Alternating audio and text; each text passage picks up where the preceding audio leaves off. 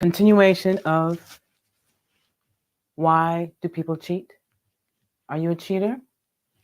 Let's find out because I've got so many reasons as to, why people cheat.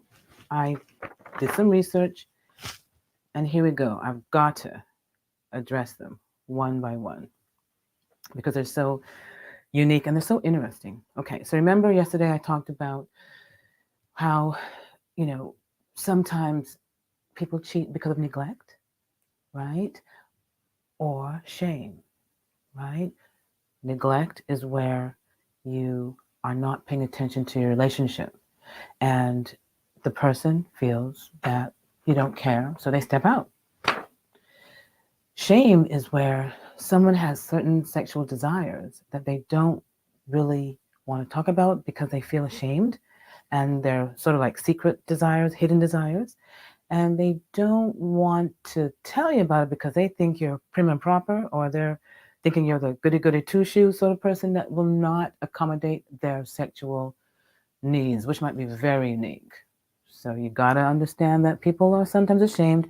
And those are two ones that I really thought were really cool because I do come across it sometimes where people are complaining about these, complaints. But I think there's so many more that it's like you could probably have more than one reason that's going on in your relationship. All right, so here we go. Remember, I also said that we can categorize it into the individual reasons why someone cheats. That person has things going on within themselves that no one has control over that's making them a cheater. So that's the individual. Then we have the relationship causes, things that happen in a relationship that make someone cheat. This is, the way I could see it from all the research I did and all the gathering of information. This is the best way to put it for me. And again, this is my interpretation. This is my putting it together, getting it from different sources. If you need the sources, let me know. But it's sort of like I had to make sense of it. And it was interesting that, the individual has so many crazy reasons as to why they do it. The relationship, things go on that just make it happen also, make someone a cheater or tip the balance, right? And then the last category I said was environmental, situational, circumstantial, sort of like things that go on that you really can't have control of. So the one that you have control of course, is yourself, right? But then let's see what we can talk about because now I know I'm going to spend about 30 minutes. So we'll focus on the individual. I've got so many individual reasons, okay? You can imagine. Okay, so like yesterday we talked about neglect and we talked about shame in a person. Today we're going to continue and talk about low self-esteem. So if somebody has low self-esteem, are we to blame for that? Absolutely not. That's something that the person comes into the relationship with, and you probably already know that they have low self-esteem. So guess what? If they have low self-esteem, it's sort of like an uphill task to try and get them to have higher self-esteem, right? So again, you don't want to have too low, you don't want to have too high, you want to have something in the middle. I'm always liking to be in the middle, and it's not about a matter of being natural, it's a matter of being balanced, right? So if you have low self-esteem, you're going to be like, okay, I don't really care about anything. I just want to just do what I need to do and get through life, right? So you really don't have a care for yourself. And because of that, if something happens and someone comes into your life, apart from your partner is there, you might feel that justification to step out and cheat. Okay? And I'm saying both ways, men and women. Okay? And you've got to realize that the low self-esteem has to be addressed. The low self-esteem needs to be dealt with so that you will not be bringing garbage, right? Luggage, baggage to the relationship that should have been left at the door, right?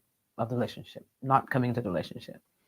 So that low self-esteem, psych, psych, psych, get some counseling, get some help, and then we can actually address it and maybe reduce the chances of someone stepping out. So if you have someone that's having low self-esteem, they need attention, get them attention in terms of help and counseling and sometimes medications or herbs or supplements, okay? Immaturity. All right, that's for the young ones. The young ones under 30, okay, generally don't really care. So they're in relationships for the heck of it, for fun. And they really want to cheat because that is what they do. And it's okay at that age, right? But make sure it's safe, make sure it's consensual. I prefer you being honest, of course, and I know being honest is tough, but I do encourage you to be honest with your partner, that you're in a monogamous relationship or you're not, right? So when you're younger, that immaturity, and some of them don't realize it until it's happened, and then the consequences are they lose their partner. Then they realize, okay, oh my gosh, I shouldn't have done it, and there lies that immaturity that they have. But we were all immature at one point. So again, that is another reason why people cheat. So be aware. If someone's immature, they could be doing it. But again, other reasons could be added to it. But that immaturity, be careful. Okay? You want to be mature. Variety. People want variety. They get bored of the same old, same old. So when you are doing the same position all the time and not doing some variable different positions that you can come up with, the Kama Sutra, go read the Kama Sutra, great, great book to give you some ideas. And there's so many ways of changing positions. So you want to have some variety going on. You want to have some extra stuff going on in the bedroom, toys, again, consensual, please, or certain moves or certain activities, games. I don't want to go any further because I think you know what I mean. You can research this, you can actually get into it. But if your partner agrees to it, of course you do it. But if they don't, then what? That person's going to want to have it somewhere else because they get bored, right? So that variety, you've got to come up with some tantalizing, beautiful, exciting, titillating acts that they can enjoy in the bedroom. And you can be very creative. So please do some research, come up with different things, and make sure it's safe and consensual. Fear of commitment. All right. So there are people out there, we know guys more than girls, even though that's just from my personal experience, that don't like to commit. Isn't that so annoying? Now, I know you all know that guys don't want to get married these days because they have their fears. But commitment doesn't have to be marriage, even though I do still believe in marriage. And I do believe that we get wiser as we get older to make the right decision. But you got to study, you got to understand it. And so, fear of commitment from someone, if they are married or in a relationship, they don't really change that fear of commitment because it comes from when they were brought up, right? So this is something that could be also genetic. Everything's genetic to me, but the environment will turn it on or turn it off.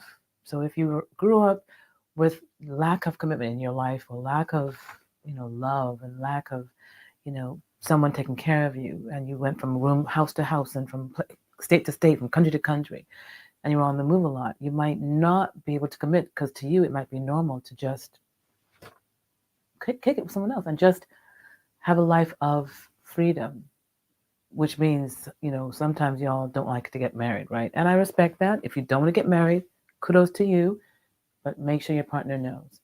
Also, if you don't want to be committed or you want to have an open relationship or a polyamorous relationship, please be honest. Because these people that don't want to be committed need to stick together and you all do your thing. While those that want to be committed, stay together with people that want to be committed and stay committed to keep the relationship lasting longer and longer and longer. And yeah, I'm not saying it can't work if you're an open or polyamorous. I actually know quite a few couples that do work very well in that way, but you've got to know what's good for you. Okay? Sexual desire, we know that if the sexual desire in someone is low or high or, through the roof, we can actually have people that cheat. Low desire sometimes will make someone say, okay, you know what? I have no desire. Let me see what's going on. And they'll check out and see whether it's their fault or whether it's the couple's fault, the partner's fault. And they're going to say, you know what? It's my partner that's doing it. Because when I did it over here, I'm fine. So it must be the partner, right? And that's not fair because your low desire could be hormonal and it could be some other reasons going on, psych, right? So you've got to make sure that you address your low desire and not blame the other person, because you could have, as a man, ED, or as a woman, hypoactive sexual desire. So you really need to look into that, okay? Frustration with your partner, okay? Because you need some sort of validation. You want the partner to tell you how much they love you all the time, okay? Or even not all the time, to show it to you. Again, 5 languages of love. Which one is the way your partner wants to be communicated with in terms of love? You've got to know how, again, to communicate with your partner lovingly and the way they can understand it. Because I know, and you know, that we all grew up in different households and we have different cultures and different ideas of what love is. So we've got to communicate and make sure that we understand what that person needs to be validated, to show that you love them. And it's, again, open communication. So when someone is frustrated, trying to get your partner to understand and they don't reciprocate and they just ignore you, you're going to feel left out and you might philander and cheat. Okay, so if you want to avoid that, please validate your partner. Let them know how much you love them. Let them see how much you love them. Your actions speak louder than words. I always say that. Your actions speak louder than words. Okay? So do things. Just don't talk. Do things. Just don't say, I love you, I love you, I love you. Show it. Right? Some people say love is what love does. Crisis identity. All right? So some people don't know who they are, and they might step out to find out who they are because they need some experience. I had a patient. She said, I have to leave you, my love. I don't know who I am. And they're married. And she had to go stay with her best friend somewhere and find herself. And she's still there, right? So the partner is giving her time, which is, she's lucky. But I don't know how much time she has, because as far as the partner is concerned, the clock is ticking. And it's not like she or he, I'm not going to say she or he, I'm not going to say who it is, wants it to continue and doesn't want it to happen, but trying to give her a long rope. And right now, it seems to be working because she is okay and she's sort of like happy. So that story will continue later on. Inferiority complex. If you have an inferiority complex, that means that you just don't have confidence in yourself, right? You don't feel that you're worthy. And when you don't feel that you're worthy, some people will step out and say, I've got to prove I'm worthy. I've got to find someone that loves me. And then if they bump into someone or if someone chases them, which women do or men do both ways, you'll find that, the person, because they have low self-esteem and their what did I say? Their inferiority complex is severe, right? If it's mild, fine. But if it's severe, then they're going to say, you know what? Hey, I'm going to try it. So that low inferiority complex. Now, I'm not saying everyone has it. I'm just saying people get it on and off, right? Can go through periods, right? But you really want to address it and make sure that you love yourself. I always tell everyone, you are number one. You must love you. If you cannot love you, you cannot love yourself, you cannot love anyone else. Okay? If you cannot love you, and when I say love you, I'm not saying say it. I'm saying do it. Show it. People can see how much you love yourself. When you love yourself, people will see it, and then you can get a better complex, no inferiority complex, more of a better confidence in yourself and love for yourself that people can actually see. Okay? Because the inferiority complex is, complex. It's pretty complicated depending on the cause. You might need some help. You might need to get some therapy. Please reach out, get some help if you cannot get out of it on your own. Okay, so the individual reasons for cheating, psychological, right? We've got the narcissist, the grandiose, the sex god or goddess, right? The person that thinks they're God's gift to man or woman, right?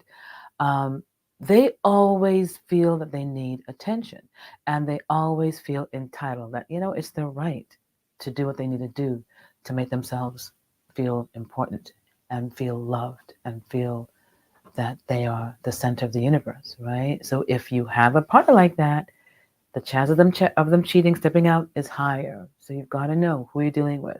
You're dealing with someone that has narcissistic traits and someone that has that grandiose feeling of I am the queen or the king, you have to know that that person has a higher chance of stepping out. Lack of empathy. Now that scares me. When you are with someone that has no empathy, that scares the bejeebies out of me. And that's because that person is pretending. Whew. When you meet someone pretending, that is the scariest thing because they are such good actors or actresses, you have no idea. And they can sell your shirt off your back. So you got to be careful. Are you dealing with someone that lacks empathy? Now, there are people that have a little bit of empathy, and there are people that have a lot of empathy. Which one are you dealing with, and which one are you? So if you don't have empathy, you can easily cheat and easily step out and have an affair, okay? Because you don't think it's a big deal, and you don't have emotions. It doesn't hurt you, unlike those that have a lot of empathy. So beware. People that have no empathy are able to do it without batting an eyelid. Okay? All right, lust. Now, that's normally when you have high testosterone levels. So, high testosterone level, again, in an individual leads to an increased sexual desire and sometimes can be over the top. We talked about that before. So, that lusting, oh my gosh, if it's constant, that person's going to easily cheat because for them, it's like it's always on their mind, right? What's on a man's mind, right? So the higher the level, the more it's on their mind. So be aware that that could be a reason. And if it is, have the person get help so that the person is not always lusting. And we've talked about that before. But honestly, it's not easy, but get those hormones checked first. Self-sabotage. Self-sabotage is really cool because when they want to break up with you, either sex, they will do things to make you break up with them. Isn't that just so horrible? They will have an affair with you so you'll break up with them. On you. They'll have an affair on you so that you'll break up with them. And then they're free. So be aware. Sometimes they don't even realize it sometimes that they're doing it. And sometimes they do realize it. It's planned.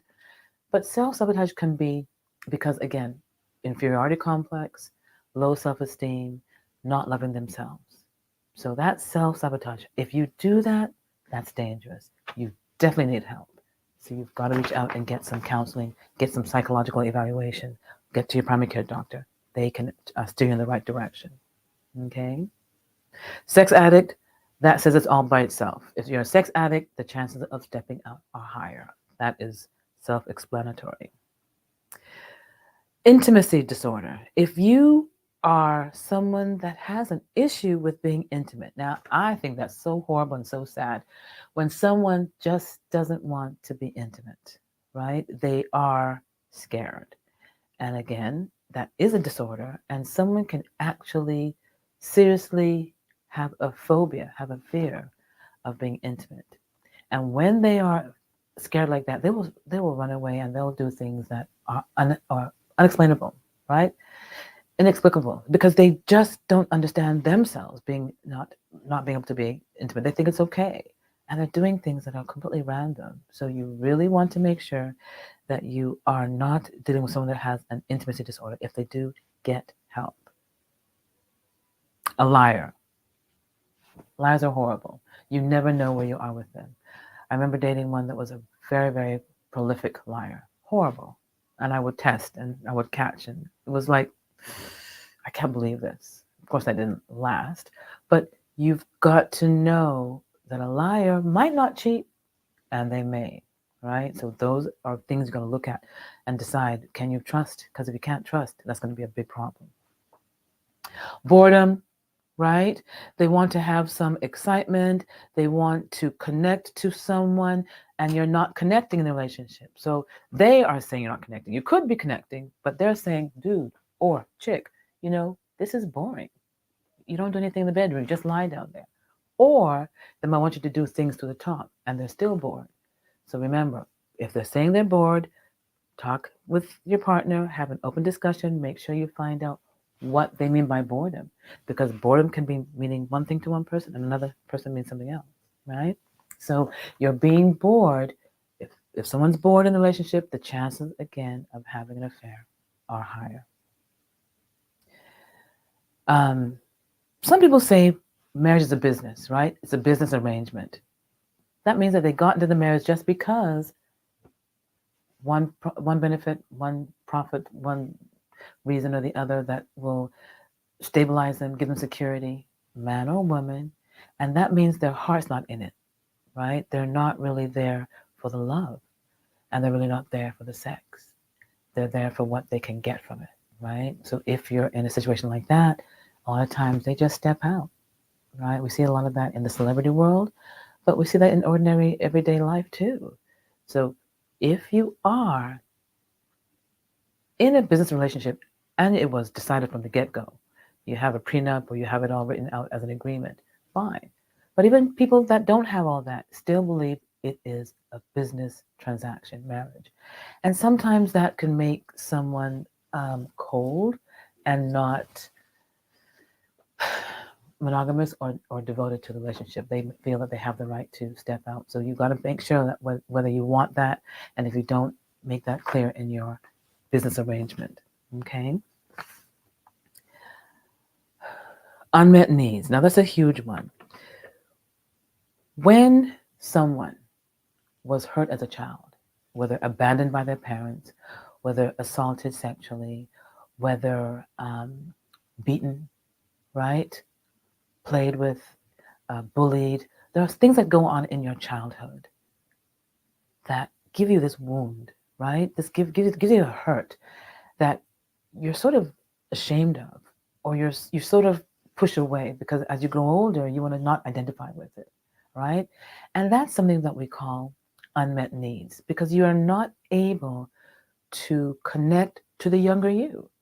So you've got these weird feelings of, gosh, something's missing. I just don't feel that I can love, or I don't feel that I can feel empathy, or I don't feel that I can commit. So there are things that can go on as a child to you that you might not realize is affecting you right now in your adult years.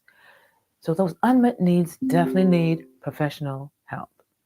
So I'm going to encourage you, if you find that you're unable to love freely, to love willingly, to give, it might be because something happened in your life. Your family members probably abandoned you, or even encouraged you to do crazy things, right? Or you were in environments that you shouldn't have been in at a young age, and even at any age shouldn't have been in that environment. I know people that have had to be in brothels and stuff. So you don't know who you are because that person you were forced to be had to, mature very quickly, and you were not able to connect to a normal childhood. And when I say normal, let's say a good childhood. I don't like that word normal. So just know that unmet needs will have somebody grow up as an adult and not be able to be monogamous. And they just, because they saw it all their life and saw horror or terror or frightening things that happened in relationships, they don't want to address it, right? They don't want to take care of those issues. They don't want to get help. And they'll walk around with unmet needs, and you will not know that they're broken and think that they can be helped. But really, they've got to go back and dig into their past and resolve those issues with their family members or by getting help with a counselor or a psychiatrist, okay? So whenever someone has those unmet needs, they want to show that they want to be validated, right?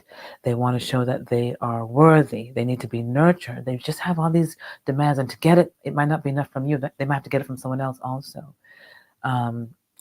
They just don't believe they're worthy, and you want them to feel that they are worthy, but no matter what you do, they just don't feel that they are, because that's something that's an individual issue that they need to address that you really cannot help. Okay? All right.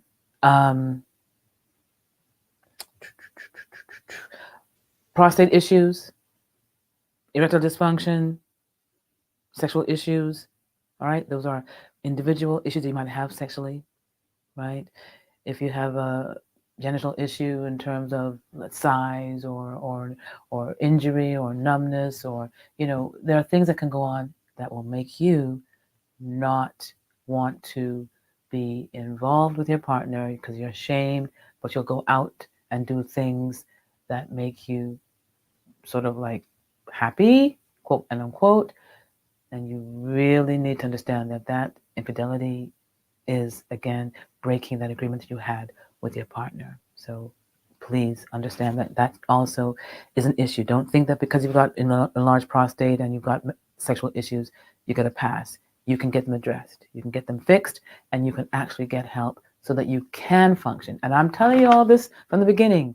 Men and women, it's not fair to your partner when you don't get help. I had a patient tell me yesterday that she wanted to bring a patient to me, and the patient said, forget it.